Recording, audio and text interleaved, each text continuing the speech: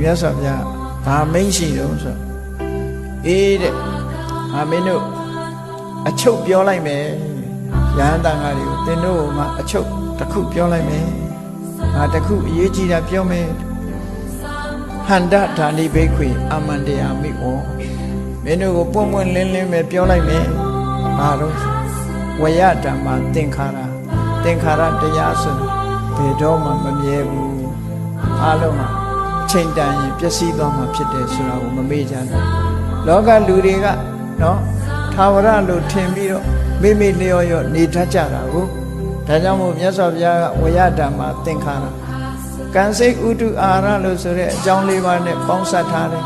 တခြားအကြောင်းတွေဟေတုပစ္စည်းအာရမဏပစ္စည်းစတဲ့အကြောင်းတရားတွေနဲ့ပေါင်းစပ်ပြုပြင်ထားတဲ့သင်္ခါရတရားမှန်သမျှ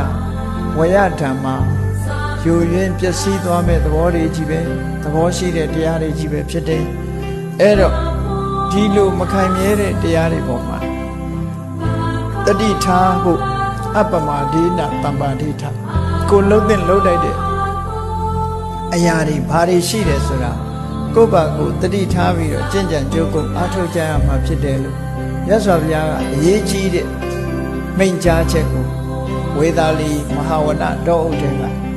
ဒီကုဒါဂရသာလအကြောင်းဥပဋ္ဌာဏသာလစီဝေခမ်းမကြီးတဲ့မှာယဟန်တော်တွေကိုဆုံးမဩဝါဒပေးခဲ့တာသာသနာတော်အတွက်မြည်မြအရေးကြီးတယ်ဆိုတာအားလုံးတရားချက်ကသူတော်ရှင်ပြိဿပေါင်းတို့သိရှိနားလည်နိုင်ကြပါတယ်မြတ်စွာဘုရားရဲ့အရေးကြီးဆုံးသာသနာလို့ခေါ်ဆိုရတဲ့တရားဟာအခုပြောရတဲ့တတိပဋ္ဌာန်၄ပါးသမ္ပပဋ္ဌာန်၄ပါးအဋ္ဌိပတ်၄ပါးဣန္ဒြေ၅ပါးဘူ၅ပါးဘုဇင်9ပါးမဂ္ဂင်10ပါးသာနဲ့ဖြစ်တယ်